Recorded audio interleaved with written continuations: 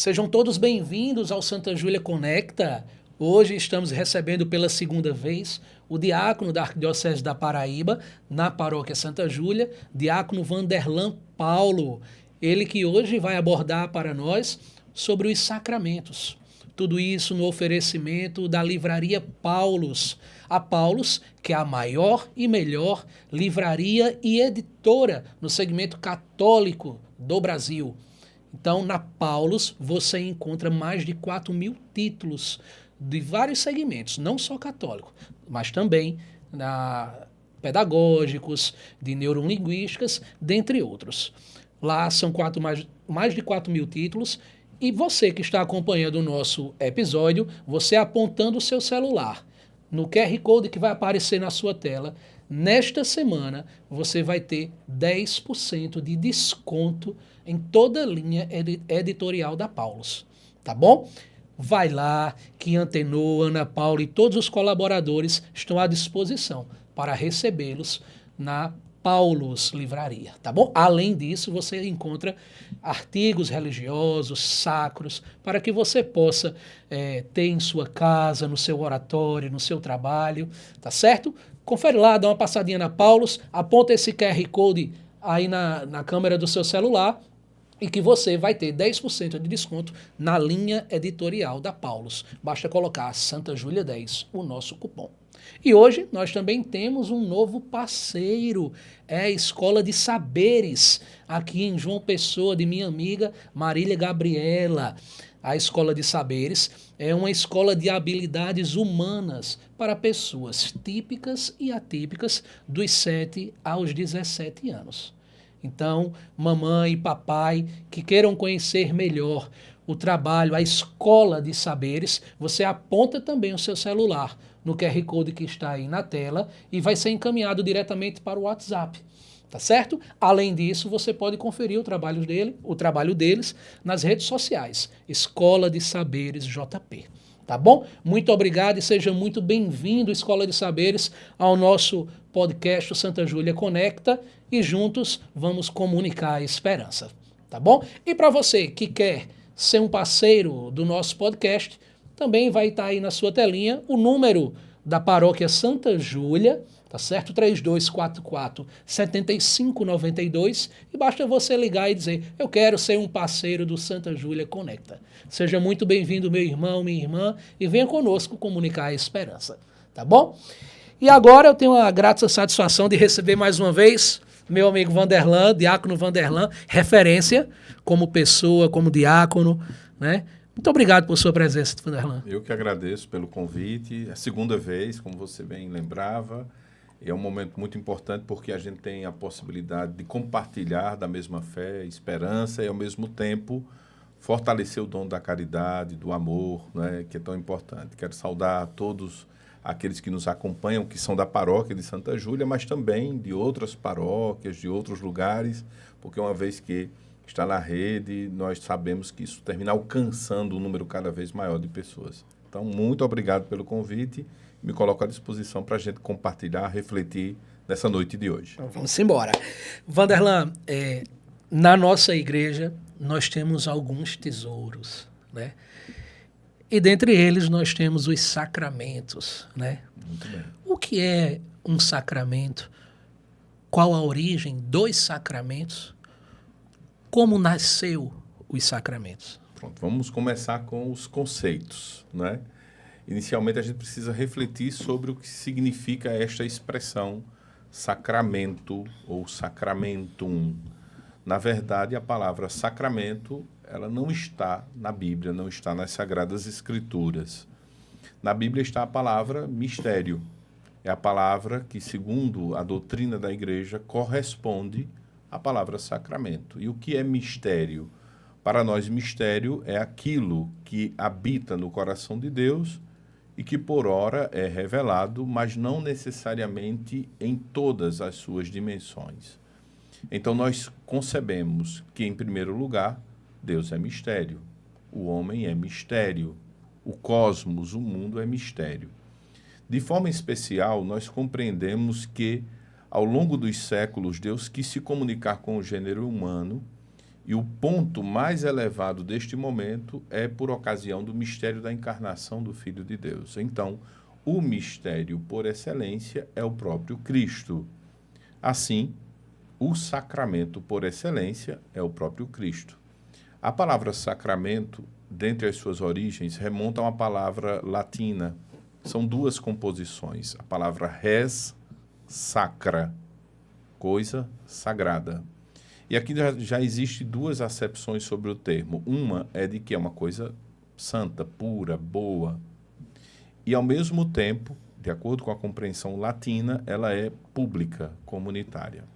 Então, o sacramento é algo comunitário, público, visível e revela algo que estava escondido. Cristo é o primeiro dos sacramentos, porque, como nos recorda São Paulo na carta aos Efésios, ele é a imagem visível do Deus invisível. Então, quando nós afirmamos que cremos nos sacramentos, nós partimos do princípio de que os sacramentos visibilizam aquilo que estava escondido. Quando alguém é batizado, eu não vejo a graça sendo derramada, eu vejo água. No entanto, esta água é sinal visível de uma graça invisível. Cristo tornou-se visível pelo mistério da encarnação. Nós contemplamos isso agora no tempo do Natal do Senhor. Vimos uma criança lá na manjedoura, no presépio. Então, um sacramento é sempre isto, algo visível para apresentar aquilo que é invisível. Cristo, ele estabelece um sacramento imenso, que é a igreja. A igreja visibiliza a ação de Cristo.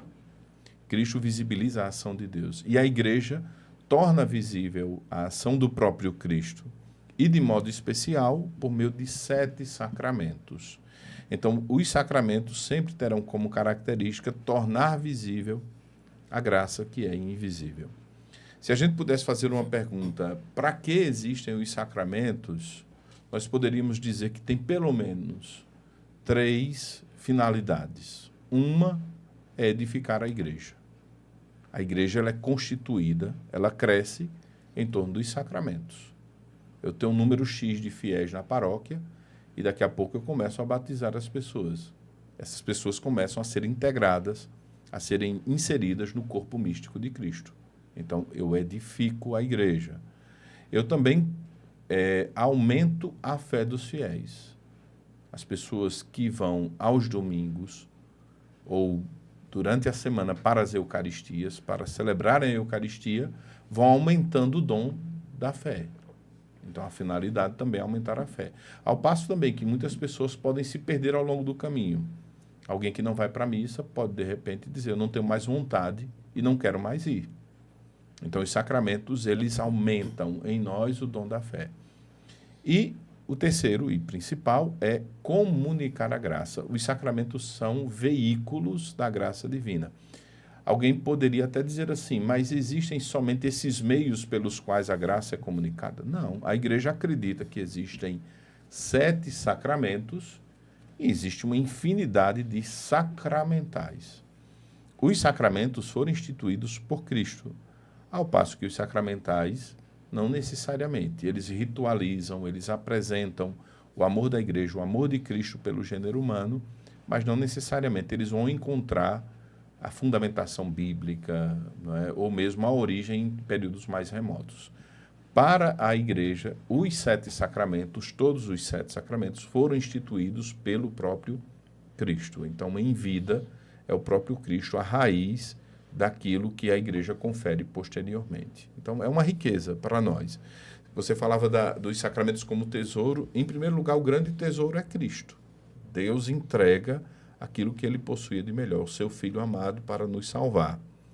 Depois, o Cristo entrega a igreja, a humanidade, como farol, como luz, como sal da terra.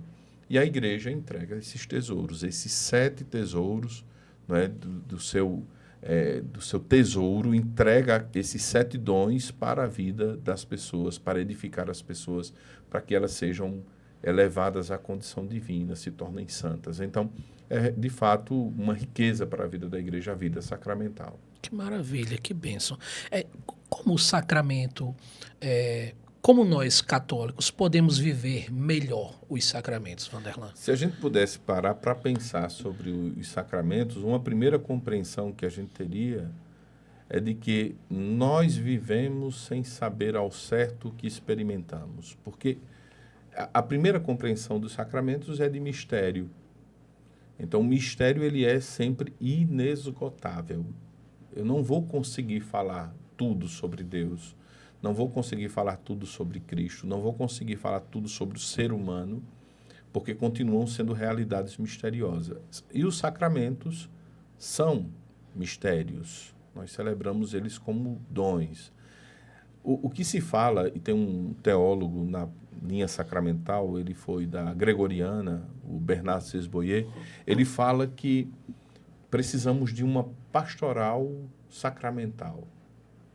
O que seria isso? Seria exatamente pensar a paróquia, a vida diocesana, a vida paroquial, à luz da importância dos sacramentos. Claro que não para reduzir a ritualização, não é isso, mas é exatamente fazer com que as pessoas possam participar de forma mais consciente e ativa. O Papa Pio XII, ainda no século passado, ele dizia algo muito interessante sobre isso. Quando refletia sobre a Eucaristia, ele dizia que era necessário que os fiéis pudessem participar de forma mais ativa e consciente da celebração da Eucaristia. Então, vejam, nós temos a Eucaristia como um sacramento importantíssimo, relevante por demais. Ao lado do batismo, são os mais proeminentes. E Pio XII já dizia, no século passado, da necessidade dos fiéis conhecerem. Então, a gente precisaria de uma boa preparação nos cursos, a gente chama de cursos para batismo, para Eucaristia, para noivos, e depois continuar com esse trabalho de forma permanente na vida paroquial, por meio de experiências como escolas da fé, cursos de aprofundamento dos sacramentos, porque, volto a dizer, são realidades inesgotáveis das quais nós saboreamos, experimentamos, sem conhecer toda a graça que será derramada nos fiéis. Então, os sacramentos, de fato, são mistérios para a vida daqueles que celebram. E aqui tem uma coisa muito importante, que é o fato de que estes sacramentos são realizados por todos os fiéis. Nós temos a figura eminente do presidente, daquele que coordena, daquele que preside, mas os fiéis são beneficiados com as graças que são derramadas em cada sacramento. Então, vejam como é importante a gente focar na importância, na relevância dos sacramentos para os fiéis. Que maravilha. No início, na sua primeira fala, o senhor falou que nós temos hoje nós temos 7 sacramentos, sendo que eles são divididos em 3 classes, não é isso? Sacramento da iniciação à vida cristã, sacramento de cura e o sacramento do serviço, né? Isso. Se eu pudesse abordar nesse primeiro momento os sacramentos da iniciação à vida cristã. Vejam, essa expressão já indica um caminho que a gente chama mistagógico. Mistagógico, que vem da palavra mistério, mais uma vez. Batismo, confirmação e Eucaristia, ainda hoje, e sempre será, né, serão reconhecidos como os sacramentos de iniciação à vida cristã. Você pode ser crismado com 90 anos, mas ainda estará apenas iniciando a sua vida cristã. Você pode participar da vida da igreja durante 50 anos. Se não foi crismado, você não fechou o ciclo da iniciação à vida cristã. Então, a iniciação à vida cristã é vista como um conjunto harmonioso, que se inicia com o batismo, Eucaristia e confirmação. A ordem dos sacramentos é batismo, confirmação e Eucaristia. Na prática fica distinto e a gente vai explicar por quê. Inicialmente, batismo e confirmação eram sacramentos ministrados na mesma ocasião, no mesmo rito, na mesma celebração. No período antigo, quando não existiam perseguições, nos momentos em que não havia perseguição aos cristãos, do 1º ao 5º século, aqueles que presidiam as celebrações, o bispo de uma determinada igreja, de uma determinada diocese, presidia, acolhia os catecúmenos, eles eram batizados e, na mesma ocasião, eles eram confirmados na fé.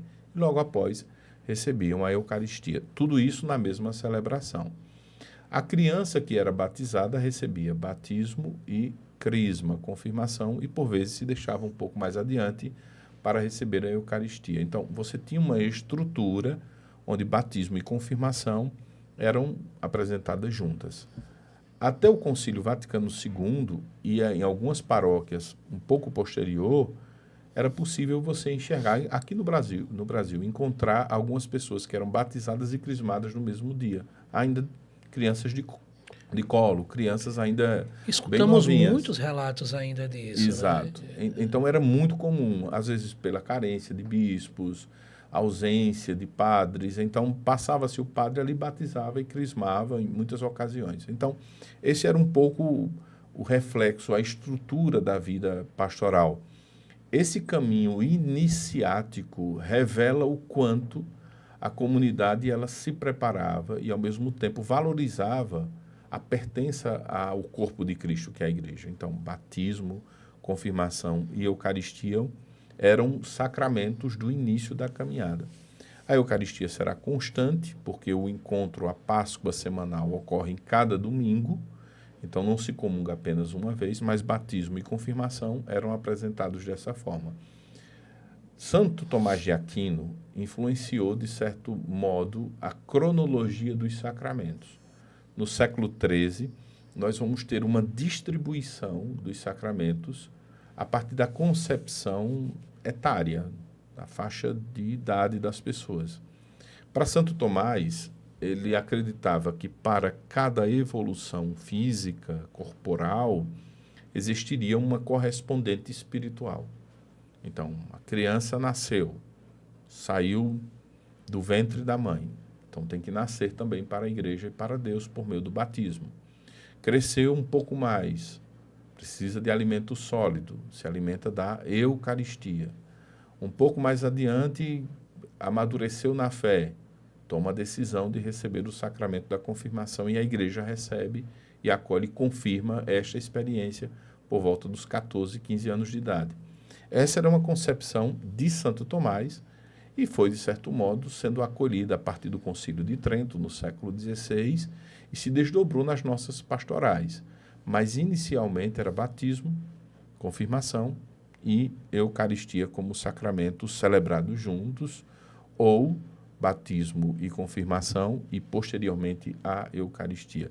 Lembrando, estas celebrações acentuam de sobremaneira, a Páscoa de Cristo.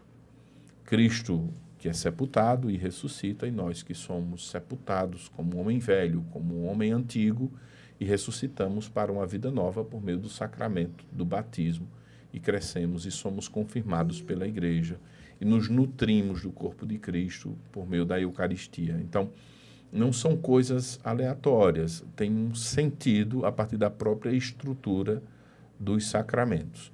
Estes sacramentos, dada a sua relevância para a vida cristã, são geralmente apresentados a partir de um período de maior preparação. Há uma interpretação, por vezes equivocada, sobre o sacramento da crisma, como se fosse um momento em que o sujeito decide agora de forma consciente, e se acentua isso bastante, e ele mesmo fosse confirmar a experiência de fé. Bom, ele confirma, ele está dizendo um sim, mas quem confirma antes de tudo é a igreja. De acordo com Atos dos Apóstolos, os discípulos apóstolos, Paulo entre eles, batizava, e alguns destes que eram batizados necessitavam da confirmação vinda dos outros apóstolos. Então os apóstolos, eles impunham as mãos sobre aqueles que eram batizados para que eles fossem confirmados na fé. O apóstolo é o bispo, então o bispo diocesano é o ministro ordinário deste sacramento. Ele quem confirma a experiência de fé recebida no dia do batismo, que pode ter acontecido ainda na infância, um pouco mais adiante, mas vejam que o ciclo só é fechado por ocasião do sacramento da confirmação. E é interessante a gente perceber a sintonia que há entre os três sacramentos. O Concílio Vaticano II fez questão de acentuar a importância do Espírito Santo, da chamada pneumatologia, do discurso sobre o Espírito em torno dos sacramentos da iniciação à vida cristã. No dia que alguém é batizado, ele se torna filho de Deus. E, por conseguinte, ele recebe o Espírito Santo de Deus. No dia em que alguém recebe a Eucaristia, ele escuta o presbítero, o padre, dizendo: enviai sobre estas oferendas o vosso Espírito, para que elas se tornem para nós o corpo e sangue de Cristo. Então, o Espírito é derramado sobre as oferendas. E, em terceiro ponto, ele confirma o mesmo Espírito por meio do bispo diocesano, por meio do apóstolo, no dia do sacramento da Crisma. Então, você tem uma dinâmica onde o Espírito Santo ele está presente na iniciação à vida cristã, nos três sacramentos da iniciação à vida cristã. Há uma verdadeira unidade. Eu sei que, por conta das necessidades pastorais, das dificuldades territoriais, ou mesmo da ausência de boas preparações, muitas paróquias não conseguiram enxergar ao longo do tempo a unidade sacramental entre batismo, confirmação e Eucaristia. E hoje há um trabalho nessa direção para tentar, né, unir, do ponto de vista da preparação, do ponto de vista das catequeses, batismo, confirmação e Eucaristia. Então, a partir disso, também não é errado a forma que nós vivemos hoje. Batismo, Eucaristia e confirmação. Não é errado. Não é errado, de modo algum. O problema que nós enfrentamos hoje talvez sejam as preparações. Não é? O que não garante também, necessariamente, que os fiéis permanecerão conosco, permanecerão na igreja. No entanto, a igreja tem que oferecer uma qualidade ainda maior no processo de preparação para a vida sacramental. A gente está falando da iniciação à vida cristã, mas para qualquer sacramento. Porque, como são graças concedidas, então a gente precisa apresentar o que Santo Agostinho chamava de os rudimentos, não é? Aquilo que é a base, a parte mais singular e necessária para a experiência de fé das pessoas. Quer dizer, o básico do básico precisa ser apresentado.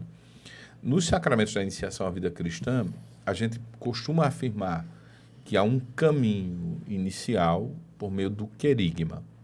O querigma quer dizer primeiro anúncio. Primeiro anúncio pela importância. O que é primeiro é aquilo que é mais importante. Então, é o primeiro anúncio, a primeira palavra que deve ser anunciada. Qual é o querigma na vida da igreja? Nós pregamos Cristo e Cristo crucificado, que para nós é a salvação. Ele ressuscitou, está vivo e permanece conosco. Então, anunciamos, Senhor, a vossa morte e proclamamos a vossa ressurreição. Vinde, Senhor Jesus. Isto é o querigma. Este é o discurso de Pedro, este é o discurso de Paulo no início da comunidade cristã. Na comunidade cristã primitiva se anuncia o querigma. A fase inicial é o querigma. No entanto, a igreja, dioturnamente, todos os dias, ela anuncia o querigma. Na homilia, ela anuncia o querigma, na corneta da igreja, no som da igreja, a música que canta para fora da igreja, o querigma, o louvor que tudo é cantado, tudo é Cristo. Então, assim, o querigma é o centro, é o núcleo da nossa experiência de fé. A segunda fase seria a fase do catecumenato propriamente dito, da preparação. Então, este período de preparação, no passado, poderia levar 1 a 2 anos, dependendo do período de perseguição. E tinha uma segunda preparação, que era chamada preparação imediata. Esta preparação, ela se iniciava na quaresma, no começo da quaresma, e era concluída no final da Semana Santa, para que aquele que recebeu a preparação pudesse receber os sacramentos. Na vigília. Na vigília pascal. Então, você tem uma preparação chamada imediata, marcada por jejuns, penitência, e apresentando também os rudimentos da fé. Mas ele já recebeu os 3 sacramentos da iniciação ou apenas o batismo e a confirmação? No sábado santo, dependendo da ocasião, poderia receber os 3 sacramentos: batismo, confirmação e Eucaristia. Em alguns ritos, em algumas igrejas, separadas e aquelas unidas a nós, ortodoxas ou orientais, ainda existe a prática de receber o batismo, a confirmação e a Eucaristia, ainda quando muito crianças, ainda no colo. Não é? Então, vejam que foi preservado algumas tradições com relação à iniciação à vida cristã. Você vai ter essa preparação sendo chamada de preparação imediata, breve, em vista do sacramento que se celebra na noite da Vigília Santa. E aí que se inicia o terceiro tempo, é o tempo das mistagogias, o tempo do mistério, onde o catecúmeno, agora já não mais catecúmeno, ele foi iluminado pela graça do batismo. Então é o tempo da iluminação. Ele recebe a graça do batismo e tem acesso à celebração dos mistérios. Ele agora faz parte do corpo de Cristo, do povo de Deus. Então vejam que são 3 momentos: querigma, catecumenato e a chamada mistagogia, o tempo da celebração dos mistérios. Há todo um itinerário, né? Há Isso. um verdadeiro caminho, um verdadeiro itinerário que é acompanhado por um processo de conversão. Na antiguidade, e hoje se tenta recuperar esta imagem, existem os introdutores. Além dos catequistas, que formam essas pessoas na fé, para receber os sacramentos da iniciação, existiam também os introdutores, que tinham a tarefa de acompanhar estas pessoas nas celebrações, na vida, e recebendo o batismo, então passava-se essa responsabilidade para os padrinhos e madrinhas. Por isso que é tão importante a figura do padrinho e madrinha, porque Sim. ele dá sequência, continuidade ao acompanhamento dos fiéis. Por vezes se cria tradições equivocadas, com a procura de padrinhos que têm algum prestígio, Questões sociais, dinheiro, né? E se esquece que os padrinhos têm um papel muito importante acompanhando a criança, a família, os fiéis nessa experiência de fé. Então, são muito importantes nesse processo. Então, estas etapas, elas colocam em relevo a importância da vida sacramental, dos sacramentos da iniciação à vida cristã. E fica evidente que o mais importante dos sacramentos é exatamente a participação para acolher a graça de Deus. Vejam, aqui tem uma questão fundamental. É evidente que a gente quer um católico bem formado, a gente quer um cristão bem formado. Mas a gente sabe que nossos fiéis, por questões sociais, por vezes por enfermidades, talvez não tenham consciência de tudo que se recebe. E, claro, nenhum de nós vai conhecer tudo o que a igreja apresenta, o que é revelação divina. Nós somos limitados, como seres humanos, nós somos limitados. Então, nós vamos receber o quê? A graça. A graça. E a graça, ela não vai ser direcionada a partir de categorias sociais. Ela é derramada sobre todas as pessoas. É um dom. É um dom. Ela é derramada sobre todos. Ela não tem a ver com o conhecimento humano, não tem a ver com o intelecto humano. Não é quem é mais erudito que recebe maior graça. Não, de modo algum. Jesus, inclusive, reza no Evangelho: Eu te louvo, ó Pai, porque escondestes estas coisas aos sábios, aos doutos, que as revelastes aos pequeninos. Então, a graça de Deus é derramada de forma sem causar distinção entre as pessoas. Não é? Volto a dizer, a gente foca bastante na formação, é importante que se conheça a fé, que se conheça o tesouro da igreja, mas o sacramento é, antes de tudo, graça. Lutero, no processo de reforma, ele deixou claro que o sacramento do batismo poderia ser ministrado ainda de forma contínua para crianças. E qual é o grau de consciência que as crianças possuem sobre o batismo? Nenhum. Em muitas ocasiões tem ali uma semana de nascido, um mês de nascido. Por quê? Porque os pais e os padrinhos assumem a responsabilidade naquela ocasião, mas mais do que isso, pais e padrinhos desejam que as crianças recebam a graça. E lembrem que Lutero é um defensor de que a graça deve ser derramada de forma inequívoca sobre as pessoas. Então, a graça de Deus deve ser derramada sobre todos. É um princípio que está no Evangelho. o Espírito de Deus foi derramado em nossos corações. Então, os sacramentos, eles são esses veículos que derramam graça por sobre graça na vida da gente. Batismo, confirmação e Eucaristia é o início da nossa caminhada. Da nossa caminhada. O início é só o comecinho da nossa jornada com Que Cristo. maravilha, que maravilha. E nós temos que vivenciar, experimentar diariamente, né? A graça que nós recebemos. Mas voltando um pouquinho ainda falando sobre essa sequência de batismo e confirmação, seria equivocado, vamos dizer que essa máxima que essa máxima que falam, de dizer que a confirmação é um sacramento da maturidade cristã? Seria equivocada essa expressão? Para a vida da igreja, os sacramentos da maturidade são sacramentos de serviço. Porque é exatamente a partir daí que eu tomo uma decisão acerca de que modo eu quero viver de forma mais intensa a minha vida.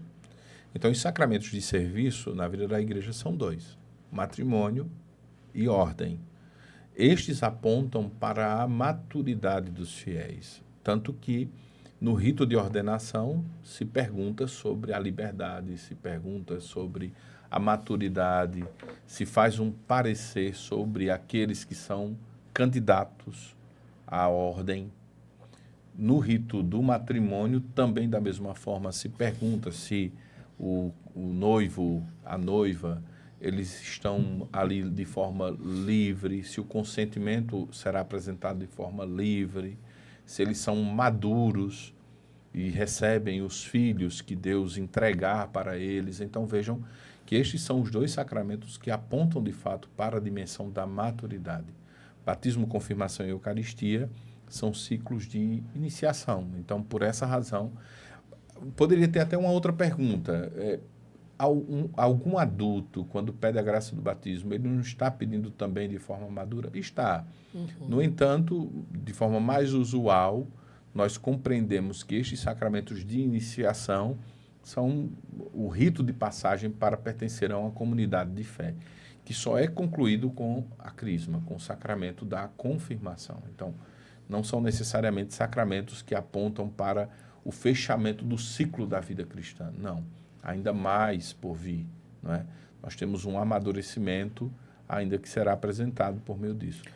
O que não quer dizer necessariamente que no meio dos fiéis todos estão destinados ou a se casarem ou a se tornarem padres. Sim. Não é? Ou diáconos. Na vida da igreja, não necessariamente. Há uma riqueza que apontam também para outros estados de vida e para a vida sacramental. Alguém se destinou a ser padre não é porque não conseguiu ter boas relações, não conseguiu, se frustrou do ponto de vista... É um chamado. Ou alguém que foi chamado para ser casado é porque não viu a beleza na vida diaconal, sacerdotal. Não é dessa forma que a igreja apresenta os seus tesouros, os seus dons. Cada um possui a sua riqueza, cada um possui o seu valor e precisa ser experimentado de forma consciente e ativa, mas compreendendo antes de tudo que é graça, que é dom derramado sobre a vida das pessoas. O sacramento da confirmação ganhou bastante essa conotação de ser um sacramento da consciência por conta dessa faixa etária que acompanha a vida sacramental. No entanto, ele está fechando um ciclo que é o ciclo da iniciação. E a gente precisa compreender iniciação a partir da elaboração do mundo grego, do mundo cristão na antiguidade, que é exatamente esta pertença a uma comunidade de fé. Antes ele não fazia parte da comunidade de fé. Nos ritos antigos, as celebrações até admitiam esses que almejavam a vida cristã até o momento da profissão de fé. Depois que se terminava a profissão de fé, o credo, eles eram retirados. Depois de batizados, eles têm acesso ao mistério que é celebrado. Então, eles podem participar agora de toda a celebração. E o sacramento da confirmação fecha o ciclo desta iniciação. Quer dizer, eu não era da comunidade, agora sou verdadeiramente, porque a igreja me reconhece, confirma a graça que foi derramada em mim no dia do batismo. A confirmação, então, De fato, é renovar as promessas do batismo. Mais do que renovar, confirmar a graça do Espírito que foi derramada no dia do batismo. Cada fiel, no dia do batismo, recebe o Espírito Santo. Cristo vem habitar no peito, no coração de cada fiel. Ele é elevado à condição de filho de Deus. Nós nos tornamos filhos de Deus, não meras criaturas, pelo dia do batismo. E ganhamos a salvação naquele dia, ganhamos a santidade naquele dia, no dia do batismo. Esta graça que foi derramada, ela é confirmada pelo pastor diocesano. A igreja confirma por meio do pastor diocesano, fechando assim o ciclo do batismo. Durante muito tempo, Nilcinho, muitas pessoas questionavam o sacramento da confirmação e se perguntavam sobre os seus fundamentos. Mas aí vejam, Cristo que derrama o Espírito sobre a comunidade cristã, ele não derrama só uma vez. Ele entra junto aos apóstolos e deseja a paz e diz, recebeu o Espírito Santo. Daqui a pouco ele volta, atravessa a parede e novamente diz o quê? A paz esteja convosco, recebei o Espírito Santo. Quer dizer, ele confirma, por meio de suas aparições, por meio da sua presença, o mesmo Espírito que um dia foi derramado sobre eles. Depois, Pentecostes, né, em São Lucas, logo no início do Atos dos Apóstolos, o Espírito Santo é derramado sobre os apóstolos, sobre as mulheres, sobre os parentes de Jesus que estavam ali, sobre a Virgem Maria. Então, nós temos a confirmação. O sacramento da Crisma, ele ritualiza o derramamento do Espírito Santo, né, na comunidade cristã, por meio da ação do bispo diocesano. Por isso que é tão importante a figura da presença do bispo diocesano, do pastor diocesano, durante as celebrações da confirmação da Crisma. Que maravilha, diácono. Eu vou aproveitar esse momento porque há também não vou dizer uma confusão, mas as pessoas se acostumaram a falar em crisma. E o sacramento não é crisma, né? Então, se eu pudesse explicar melhor o que é ser crismado, o que é a crisma. Tem uma questão aí de nomenclatura, né? Sim. Porque todos os momentos a gente está falando aqui confirmação, Sim. sacramento da confirmação, né? E as pessoas não, as pessoas falam, você crismado, você crismado. O que é que realmente é a crisma? O sacramento da confirmação, ele pode ainda ser chamado de sacramento do crisma, não tem problema não. Porque isso remete ao óleo que é utilizado na celebração. O que acontece? No batismo, a criança ou adulto que recebe o sacramento do batismo, ele recebe duas unções, uma pré-batismal e uma pós-batismo. Na primeira unção, a primeira unção é realizada em vista do fortalecimento da experiência da fé. Porque o que se afirma na oração?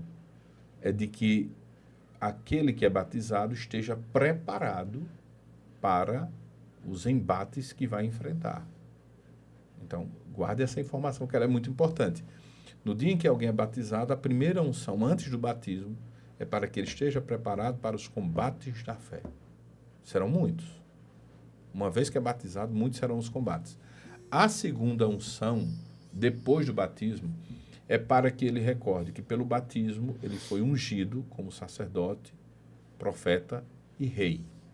Ele é ungido como sacerdote, profeta e rei. Então, são duas unções com finalidades distintas. A unção do dia da crisma, da confirmação, é exatamente a confirmação desta graça que foi derramada no dia do batismo. Sacerdote, profeta e rei, mas também que ele se torna agora um verdadeiro soldado de Cristo.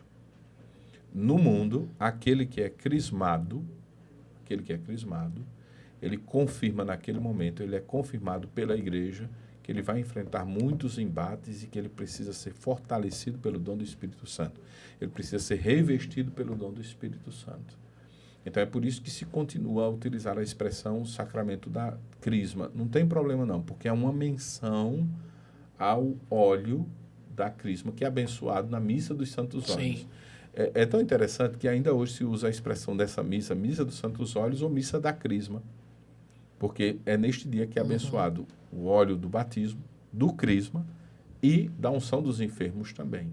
Uma única celebração, que aqui na Arquidiocese tem o costume de celebrar na quinta-feira santa, antes da missa do lava-pés. Em outras dioceses, Sim. às vezes antes, às vezes na semana seguinte. Então, veja, o sacramento da confirmação pode ser chamado, não é, com essas duas nomenclaturas. Não é? Não tem nenhum problema.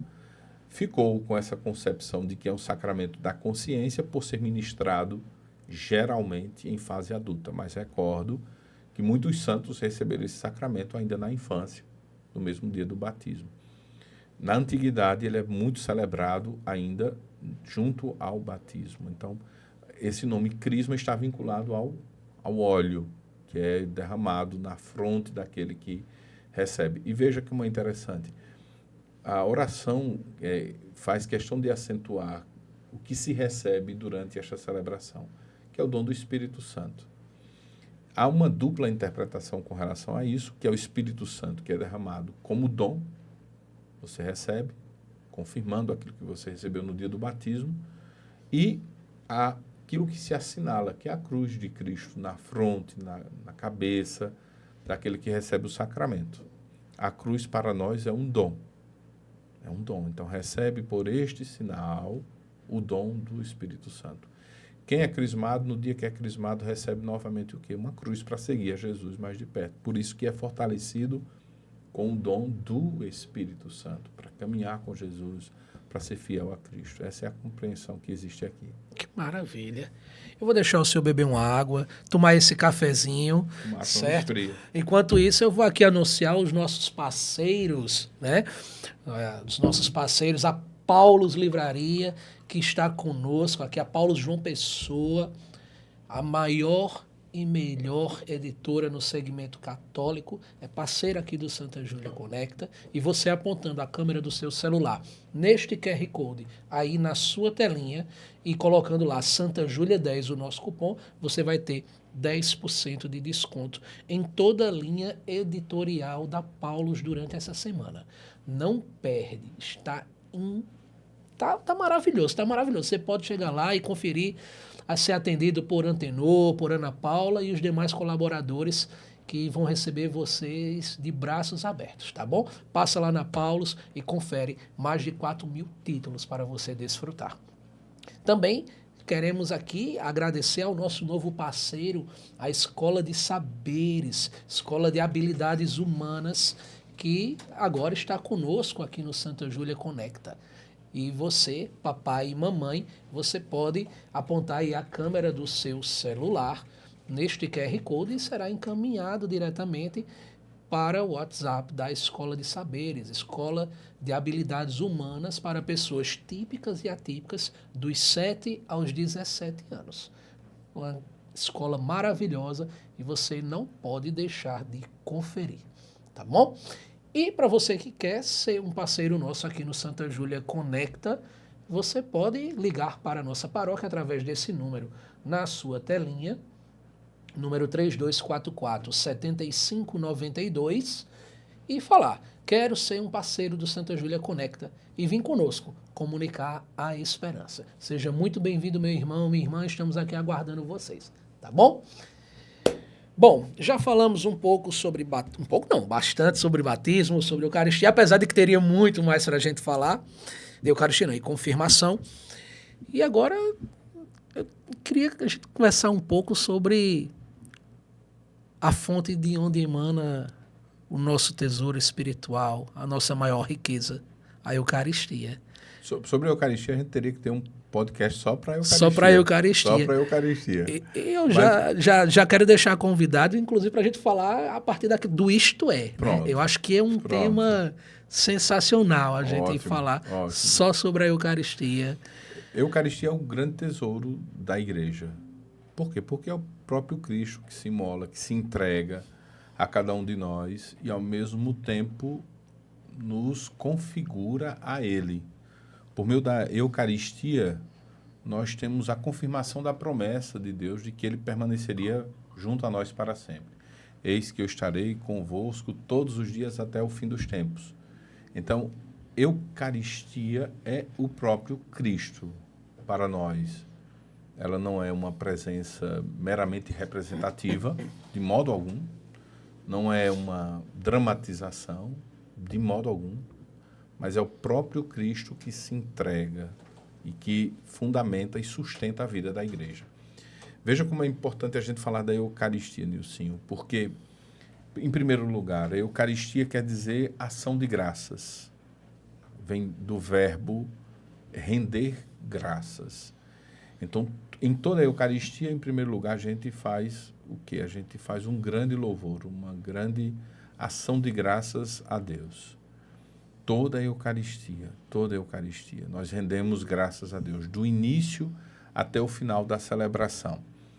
E aí, claro, nós celebramos na Eucaristia a Páscoa de Cristo, a ressurreição de Cristo. Nós temos uma dimensão muito importante, que é a chamada dimensão do memorial eucarístico. Jesus diz, fazei isto em memória de mim.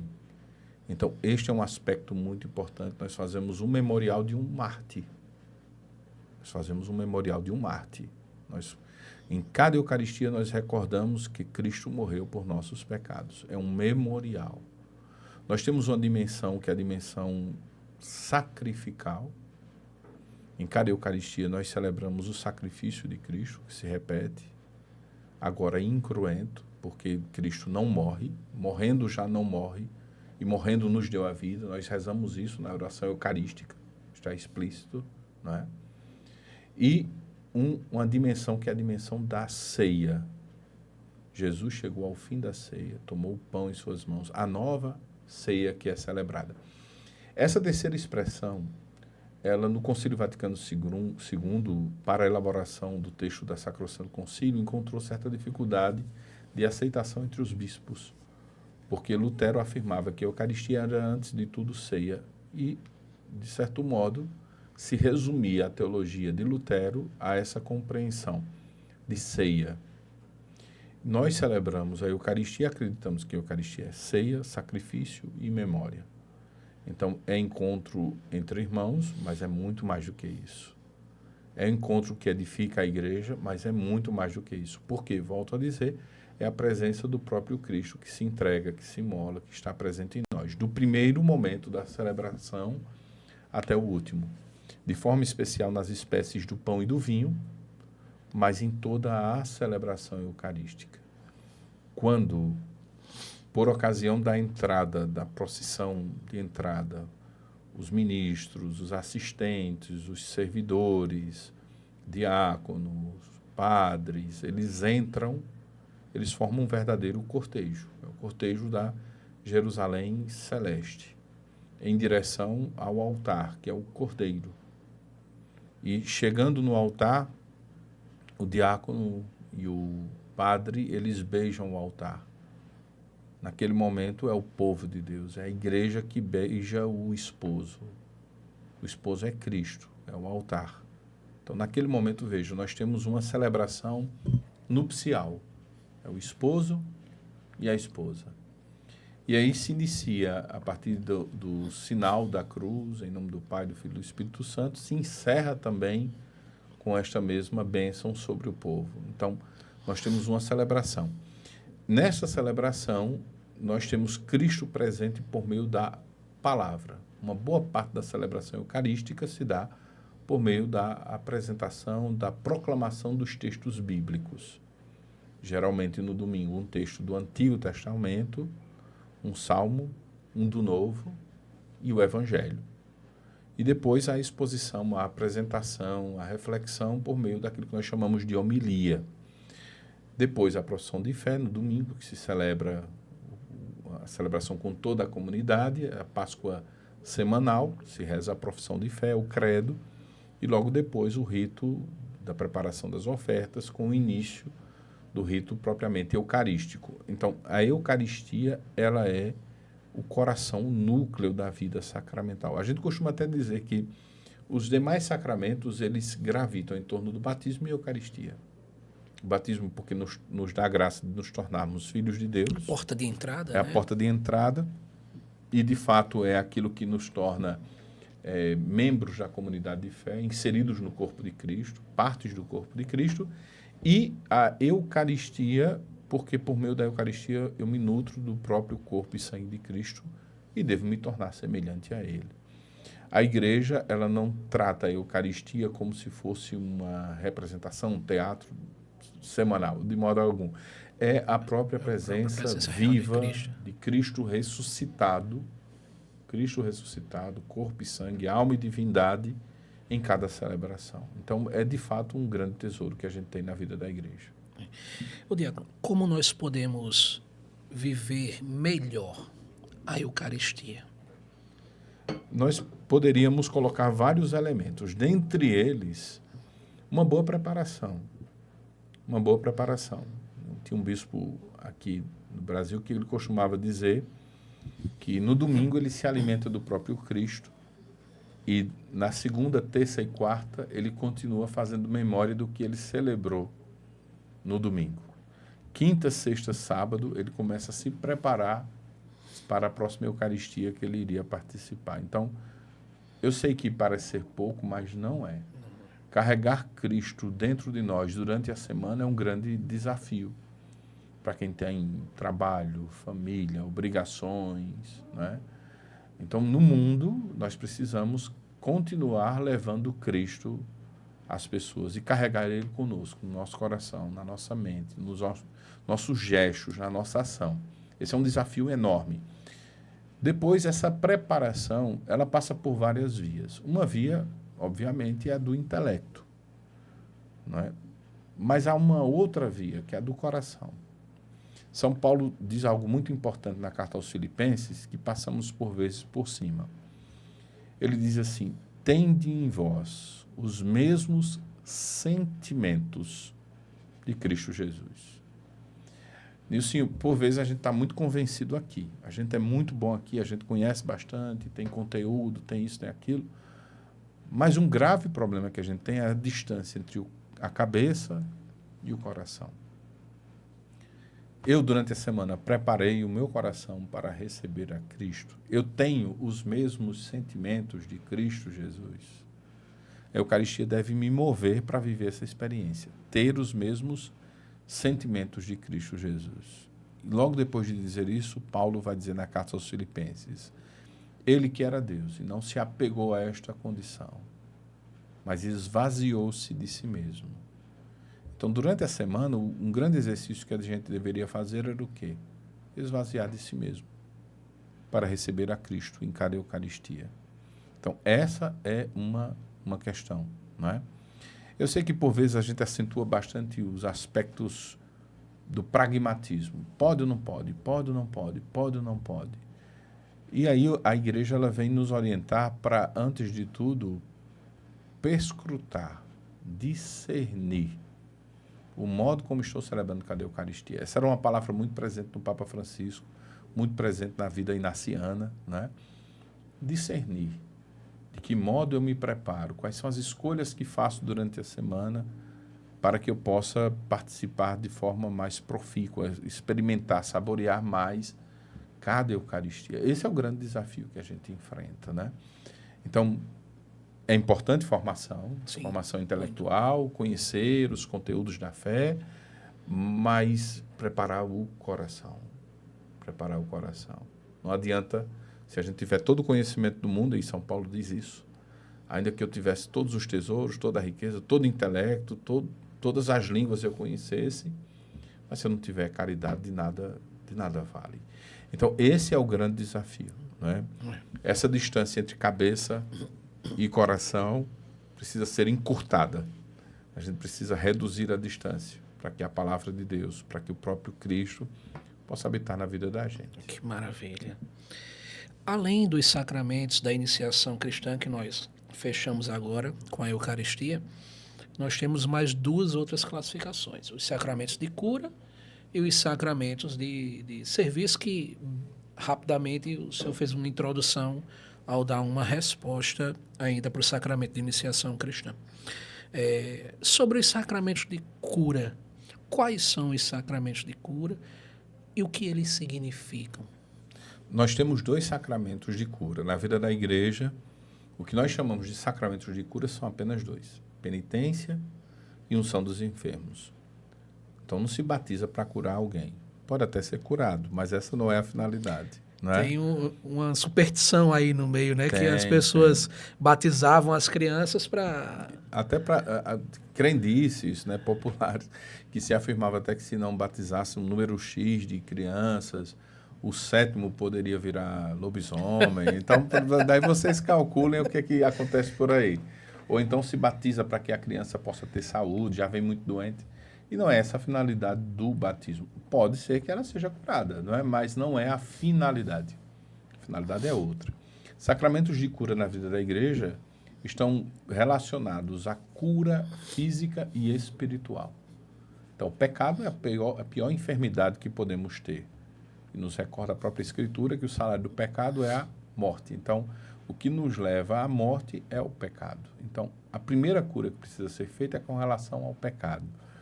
Então, nós temos o sacramento da penitência ou da reconciliação como um sacramento para a cura do espírito, a cura da alma. E aqui é muito importante a gente frisar isso, porque, inicialmente, este sacramento ganhou vários nomes.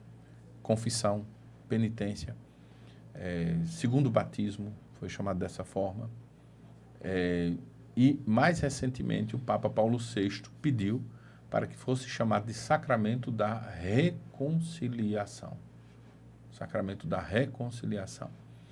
Sacramento da penitência ganhou esta nomenclatura por quê? Porque o que se acentuava bastante na antiguidade era o caráter penitencial, as provas que deveriam ser dadas pelo pecador diante da confissão feita. Então, até o século V, não era comum alguém receber a absolvição e depois cumprir a penitência. Não, se cumpria a penitência e depois voltava ao padre, o bispo, geralmente era o bispo, para receber a absolvição, que poderia demorar 1 ano. Era assim que acontecia. Na igreja, até o século V, é muito comum receber o sacramento da penitência uma única vez. O sacramento da confissão não se recebia assim que quisesse, não. De modo nenhum, só recebia uma única vez. Hein? Muitas pessoas deixavam para se confessar somente no fim da vida, porque vai que voltasse a pecar e morresse, não é, em pecado. Então, era muito comum receber apenas uma única vez o sacramento da confissão. Depois, a disciplina mudou. O sacramento da confissão também era celebrado de forma comunitária, em alguns lugares, não é? E o bispo dava a absolvição no período quaresmal, para que a pessoa fosse reintegrada à vida comunitária. Geralmente era assim que acontecia. Depois, ela mudou graças à vida monástica. Na vida monástica, a confissão era celebrada, ministrada de forma auricular. Então, o penitente, o monge que ia se confessar, ia só ele e o bispo, ele e o padre. E depois ele recebia a absolvição. Então, essa experiência veio do mundo monástico, né? E depois repercutiu em toda a igreja. Hoje, nós temos as celebrações sendo apresentadas de forma auricular, individual. Em casos de calamidade e emergência, é que podem existir celebrações com a absolvição comunitária. Mas existe uma série de orientações e pré-requisitos para que isso venha acontecer. Na vida da igreja, as celebrações comunitárias de confissão, elas não são ministradas como se fosse um momento de meditação e depois a absolvição coletiva. Não, porque fica faltando um elemento que a gente chama de matéria e forma. Quando surgem os sacramentos, esse componente da matéria e forma não está plenamente desenvolvido. Mas, posteriormente, no século XIII, isso começa a ser apresentado de forma mais frequente. Então, eu preciso de quê? Daquilo que é a acusação de si mesmo. Sem arrependimento, não pode ter absolvição. Não pode ter absolvição.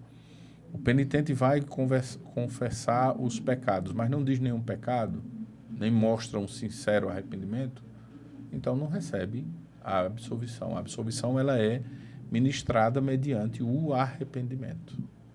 Possa ser que por uma fraqueza o sujeito volte a cair, mas ele conta naquele momento com a confissão dos seus pecados. Então, isso aqui seria o que a gente chama de matéria nessa ocasião. Precisa do mínimo para que ele venha acontecer. Uma vez que se recebe o perdão de Deus, você foi curado. Você foi regenerado, restaurado, integrado na comunhão dos fiéis. Então, o sacramento da confissão ele é muito importante. A gente tende a relativizar por quê? Porque, de certo modo, a cultura da pressa, a relativização do pecado, nós temos os dois extremos, às vezes, nas comunidades cristãs. Tudo é pecado ou o pecado não existe. Então, tem gente que vai toda semana confessar o mesmo pecado, e aí é um problema, porque não demonstra o verdadeiro arrependimento. E tem o outro grupo que relativiza e diz, não precisa se confessar, porque minha confissão é somente com Deus. E aí a gente se recorda aqui nesse momento da palavra de Jesus, que é preciso confessar os pecados diante dos apóstolos, da comunidade dos fiéis. A quem confessares os pecados, eles serão perdoados. Aqueles a quem vocês retiverdes, serão retidos. Então, os ministros, eles absolvem, eles perdoam em nome de Cristo e da igreja. E, claro, reconciliam, restauram aqueles que são irmãos nossos e que permaneciam antes em pecado para começar uma vida nova. O sacramento da unção dos enfermos, ele encontra sua base escriturística quando Cristo cura os doentes, os enfermos, a criança, a hemorroíça. Então, o sacramento da unção dos enfermos ritualiza os gestos de Jesus na vida da igreja. E, claro, na carta de São Tiago, há uma indicação de que ele era ministrado pelos presbíteros. Quando alguém se encontrar doente, leve os enfermos até os presbíteros, chamem para que eles possam visitá-los e ungí-los com o óleo. Bom, este é um sinal de que os presbíteros, os anciãos da comunidade, eles ungiam em vista da cura e do perdão dos pecados dos fiéis. Então, isso é muito importante, porque vejam que nós temos um sacramento que fala da presença da igreja nos momentos mais difíceis da condição humana. O momento da dor, o momento da doença, da enfermidade. Então, nesse momento, Cristo se compadece, por meio da igreja, de cada enfermo, de cada pessoa que está adoecida. Uma outra questão que é muito importante a gente frisar é que este sacramento, ao longo dos séculos, ele foi ministrado também por diferentes ministros. Não eram somente os padres quem ungia com óleo. O óleo era ungido pelo bispo diocesano e, por conta das necessidades, por vezes até alguém da família, por ocasião da enfermidade, se encarregava de ungir o doente. Porque era um modo de compreender que a igreja estava ali presente, acompanhando, cuidando, zelando. Depois de Trento, se oficializou, né, a presença do padre e do bispo como ministros ordinários deste sacramento, do sacramento da unção dos enfermos, né, como o sacramento que deve ser ministrado para aqueles que estão doentes. O Papa Francisco, ele acentuou a importância desse sacramento e disse, inclusive, que em determinadas ocasiões, uma cirurgia grave que alguém vai fazer, ela pode solicitar ao padre da paróquia para que ele ministre o sacramento da unção dos enfermos, não é? O que não quer dizer necessariamente que seja colocado mediante uma doença menor, não é? Uma virose Sim. que alguém pegou, ou uma viagem, não é, que alguém foi fazer, não é? Não, viagem não é doença, gravidez não é doença. Exato. Uma virose pequena, um resfriado também não é algo para chamar o padre para a unção dos enfermos. Agora, todo fiel tem o direito de chamar o vigário, o padre, para fazer as vezes de Cristo nessas ocasiões, para conceder a cura mediante enfermidades mais graves. Que maravilha, que maravilha. E que aula. Vamos beber uma aguinha, Vanderlan, mais uma vez, deixar ele molhar o bico. Eu quero agradecer a todos vocês que estão aí acompanhando o nosso Santa Júlia Conecta, no oferecimento da Paulus Livraria aqui em João Pessoa, da Escola de Saberes, nossos parceiros. Espero que vocês estejam gostando, mas ainda não acabou não. Estou dando aqui só aquela pausa para nosso diácono beber uma água e a gente continuar esse bate-papo, fechando aí os sacramentos, né? Como ele bem disse, né? Ele deu o exemplo da Eucaristia, que a gente teria que ter só um episódio todo para a Eucaristia, mas se a gente for ver, a gente teria que ter um episódio, Pra ou cada um. mais, né? Ou mais para a gente trabalhar cada sacramento, né? E para fechar o nosso ciclo do episódio, a gente finaliza com os sacramentos do serviço, né? Quais são os sacramentos do serviço e a importância dele para a Muito bom. igreja? Como o próprio nome indica, sacramentos do serviço, eles apontam sempre para outra pessoa, para a alteridade, né? Quando nós falamos do matrimônio e da ordem como sacramentos do serviço, nós estamos dizendo que o cônjuge vai servir a esposa vai servir o esposo. Quando dizemos que aquele que é ordenado, bispo, padre, diácono, eles vão servir o corpo de Cristo, vão servir a igreja, vão servir a Deus. Então vejam que são dois sacramentos que têm como tarefa edificar a igreja. O sacramento do matrimônio edifica por meio do amor entre os cônjuges. Um casal que se ama, ele contagia outros casais. As pessoas olham com admiração, dizem, oh, como é lindo o casamento, vale a pena apostar no amor. Então, é uma riqueza para a vida da igreja. Um casal que se ama também gera filhos. Então, nós temos filhos de Deus e da igreja, graças ao amor entre os cônjuges. E agora eles começam a servir não apenas um ao outro, por meio desse encontro, que foi lindo, maravilhoso com o casamento, mas também por meio dos filhos. Quem teve a graça de ter filhos, vai ter a graça também de educá-los e formá-los na fé. Então, vejam que nós temos essa dupla finalidade, a felicidade entre eles e a abertura à vida. O sacramento do matrimônio, o casamento, ele apresenta exatamente essa dupla finalidade, o amor entre os cônjuges, os esposos, e, claro, também, se Deus enviar, filhos, para que eles sejam educados, formados na fé. Então, eles servem aos filhos. E é interessante, Nilcinho, porque aquele que se casa certamente ama a esposa ama o esposo, e quando vem uma criança ao mundo, um filho, uma filha, nós temos uma revolução dentro de casa também, porque o amor agora também ganha outros contornos, né? O pai e a mãe amam o filho de forma extraordinária, vai cuidar, vai zelar, vai tirar o sono. Então vai servir. Você faz planos e tudo mais, vem as contas, elabora isso e aquilo, pronto, chegou uma doença de um filho, a escola do filho, o presente do filho, muita coisa muda, não é? Exato. Porque o casal começa a olhar agora para a experiência do serviço junto à prole, junto aos filhos. Isso é muito bonito, né?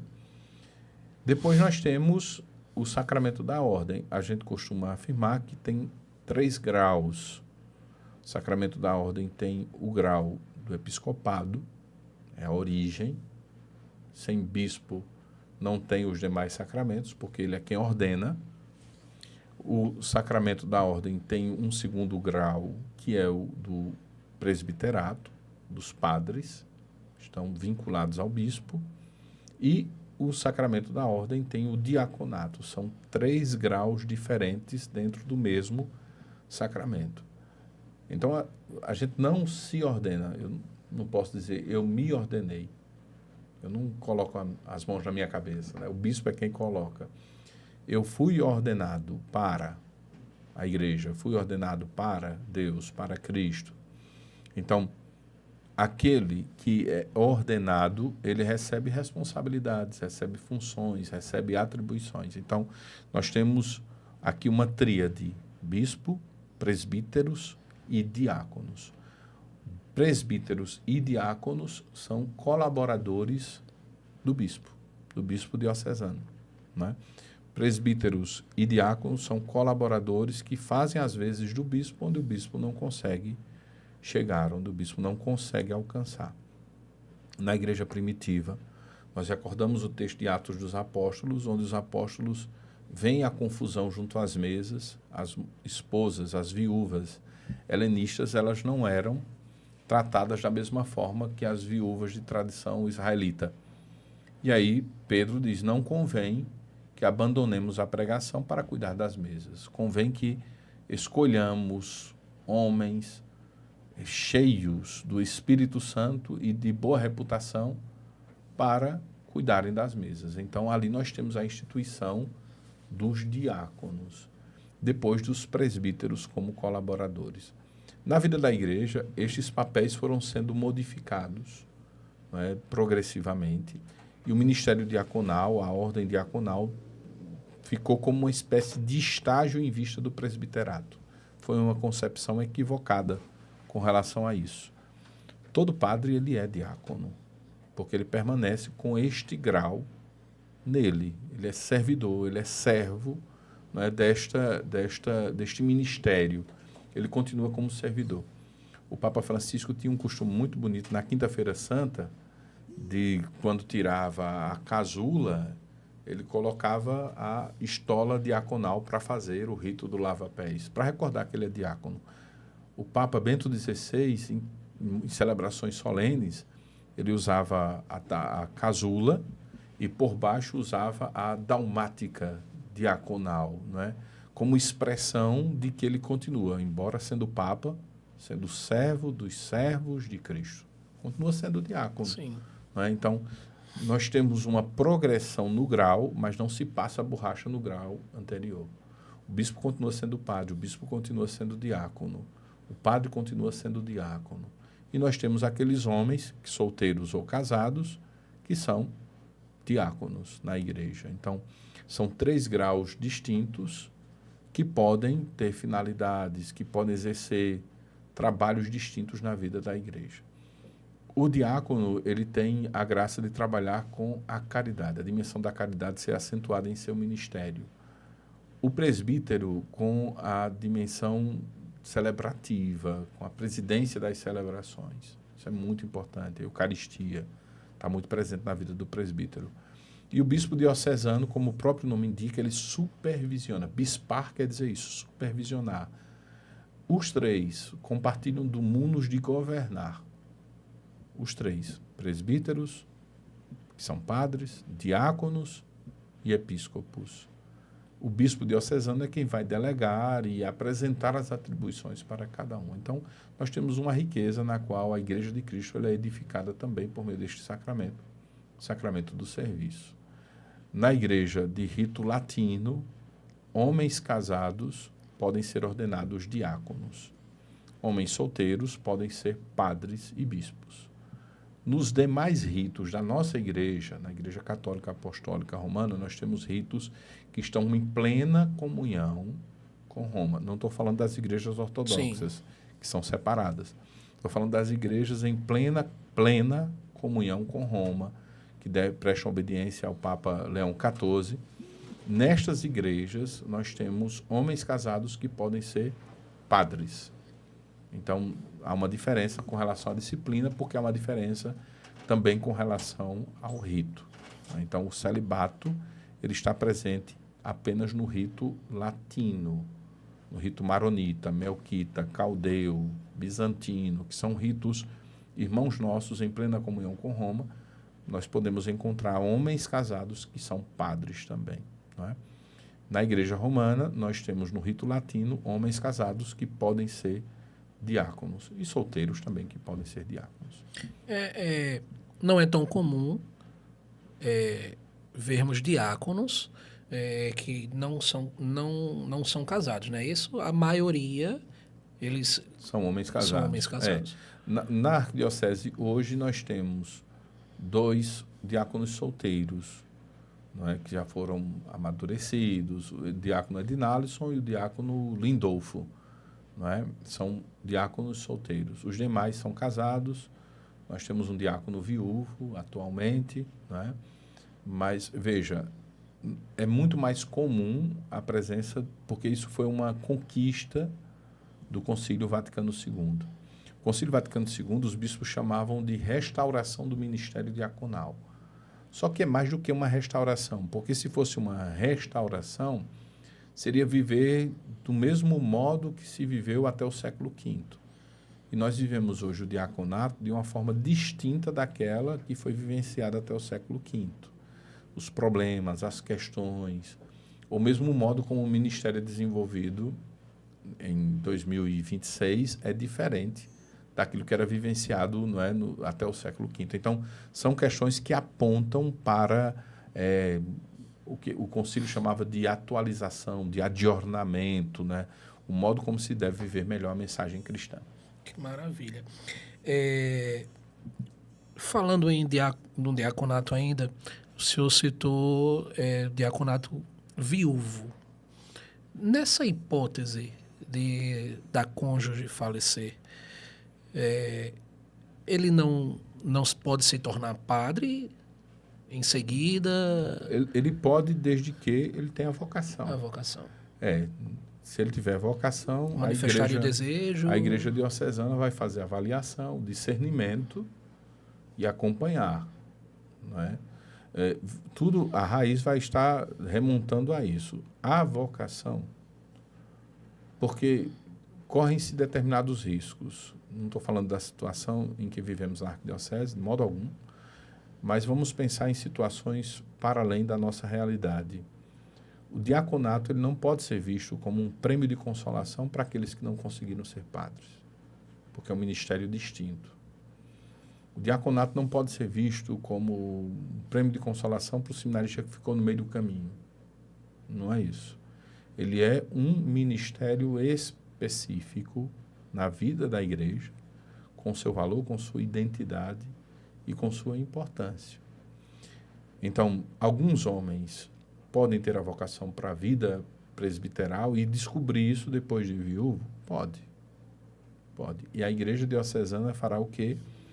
O discernimento para saber se de fato ele tem vocação, se ele está preparado para o ministério, por conta das funções, atribuições que são exercidas junto ao ministério, né? Então, isso tudo é visto com a diocese, com o bispo diocesano.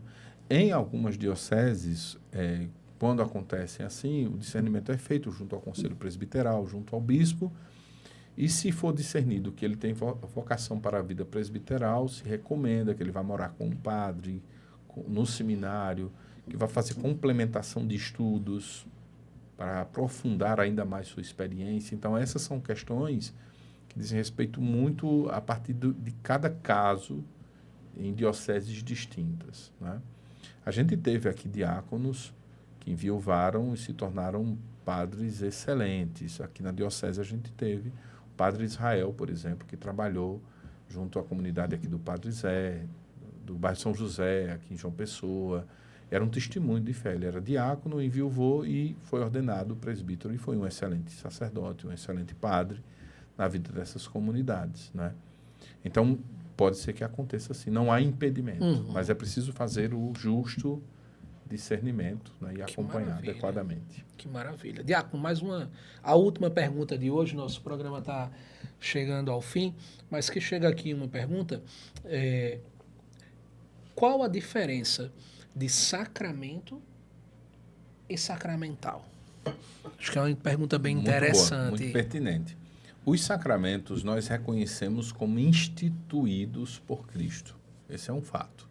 Para nós ele tem um número, são 7. Na história da igreja, esse número foi sendo oscilado, foi tendo alternâncias.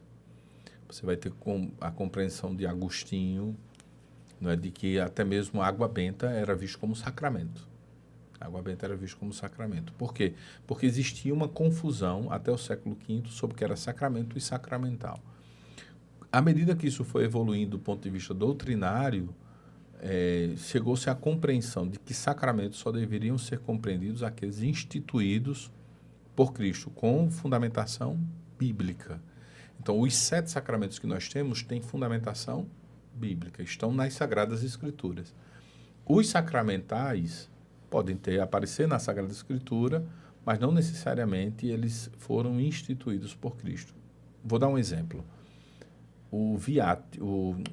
as exéquias, a encomendação de defuntos que a gente faz de corpo, não é sacramento, é sacramental. É um sacramental. Vejam, é belo, é importante, é a presença de Deus junto ao momento do luto, junto às famílias. É muito importante essa presença. Mas não é um sacramento, é um sacramental. E que, diga-se, pode ser ministrado através de um ministro extraordinário Do também. ministro extraordinário. O ministro leigo pode ministrar esse sacramento, né? Então, veja, eu tenho um sacramento muito importante, que é o sacramento da despedida, da saudade, da dor, do luto, um sacramental, não é sacramento, né? Eu tenho o Círio Pascal. O Círio Pascal, ele é um sacramental. A água benta é um sacramental. Este quadro de Santa Júlia é um sacramental. A medalhinha de São Bento é um sacramental. O escapulário é um sacramental. Eles não estão na Sagrada Escritura, mas não deixam de ser um toque, a delicadeza de Deus, da igreja, junto ao fiel. Não tem base escriturística, propriamente dita. Não é instituído por Cristo, não é. Mas é um valor, é importante para a vida do fiel, para a vida do crente, para aquele que tem fé. Então, sacramental não tem base na instituição de Cristo, mas está presente na vida da igreja. Maravilha. E só mais uma outra pergunta aqui para a gente finalizar, bem interessante.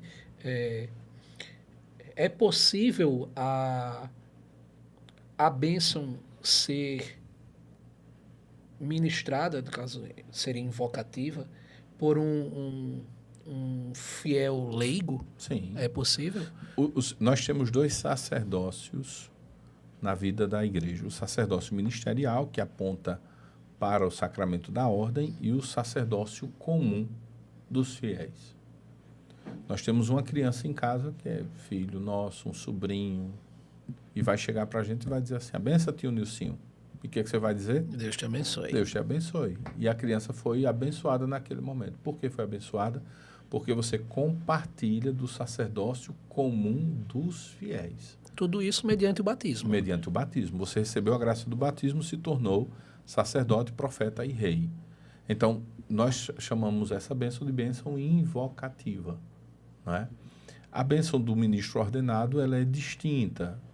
Mas vejam, isso não quer dizer que em uma eventualidade, em uma necessidade, o leigo não possa abençoar. É importante a presença do leigo e, claro, recordemos que o nosso povo, como diz São Pedro em sua carta, na segunda carta, é um povo de sacerdotes, é um povo que abençoa, é um povo que comunica a graça de Deus. O sacramento do batismo, ele é ministrado ordinariamente pelo bispo, pelo presbítero e pelo diácono. Agora, numa necessidade, numa urgência, na iminência da morte, qualquer fiel leigo, até quem não tem fé, pode celebrar o sacramento do batismo, uma vez que aquela pessoa peça. Para ver como... Vejam, então, essa questão com relação aos ministros, elas podem ter modificações de acordo com os sacramentos. Ministros ordinários da comunhão, quem são? Na igreja é o bispo, o presbítero e o diácono. São ministros ordinários da comunhão eucarística. Ministros ordinários da comunhão eucarística.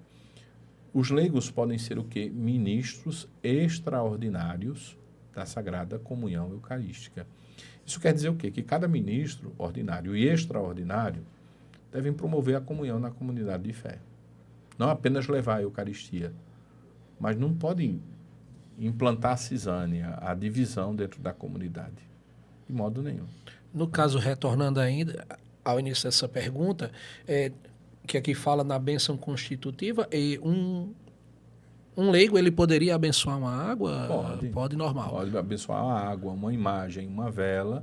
Essa bênção é chamada bênção invocativa. Mas seria na ausência de ministro ordinário. Exatamente, na ausência do ministro ordinário. Há algum rito para... Existe, inclusive foi publicado pela Paulus, um rito de bênção por ministros leigos. Não é? É um rito pequenininho, não é? E aí você vai ter várias para várias situações. Só é válida mediante a execução daquele rito. Exatamente. E aí a gente reforça isso. Por que eu estou colocando em questão, em evidência, a figura dos ministros ordinários? Porque, por vezes, você tem na paróquia o padre, Sim. o diácono disponível para a realização da bênção. Então, se na paróquia tem, lá em Santa Júlia, por exemplo, todo final de celebração, tá lá, padre, diácono abençoando o povo com água Exato. benta, abençoando a imagem. Então, a gente recebe, acolhe, todo mundo pode trazer que a gente abençoa. Não é? É isso aí. A gente abençoa.